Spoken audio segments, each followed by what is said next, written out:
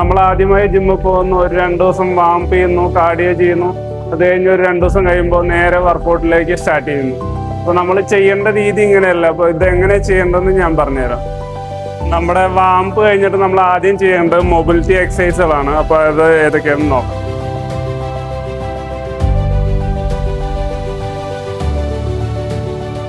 നമ്മൾ അടുത്തതായി ചെയ്യുന്നത് തൊറാസിക് റൊട്ടേഷൻ ആണ്. അപ്പോൾ നമ്മൾ വാംപും കഴിഞ്ഞു, അതുപോലെ തന്നെ മൊബിലിറ്റിക്കുള്ള എക്സസൈസും കഴിഞ്ഞു. ഇനി നമ്മൾ അടുത്തായി ചെയ്യാൻ പോണത് ബാൻഡ് വെച്ചിട്ട് സ്ട്രെങ്തനിങ് ആണ്. അപ്പോൾ ഷോൾഡർ സ്ട്രെങ്തനിങ് ആണ്. അത് നമ്മൾ ഷട്ടിൽ ബാറ്റ് കളിക്കുന്നവർക്കായാലും അതുപോലെ തന്നെ ക്രിക്കറ്റ് കളിക്കുന്നവർക്ക് ചെയ്യേണ്ട എക്സസൈസ് ആണ്. അപ്പോൾ ഇത് ചെയ്തിട്ട് വേണം നമുക്ക് വർക്കൗട്ട് സ്റ്റാർട്ട് ചെയ്യാൻ. എക്സ്റ്റേണൽ റൊട്ടേഷൻ ആണ്.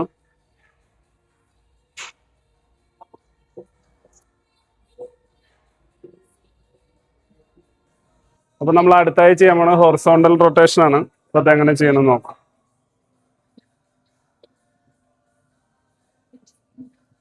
ജിമ്മിൽ ആദ്യമായിട്ട് പോയിട്ട് നേരെ വെയിറ്റ് ട്രെയിനിങ് ചെയ്യാതെ ഈ കാര്യങ്ങളൊക്കെ ശ്രദ്ധിച്ചിട്ട് വേണം വെയിറ്റ് ട്രെയിനിങ് ചെയ്യാൻ.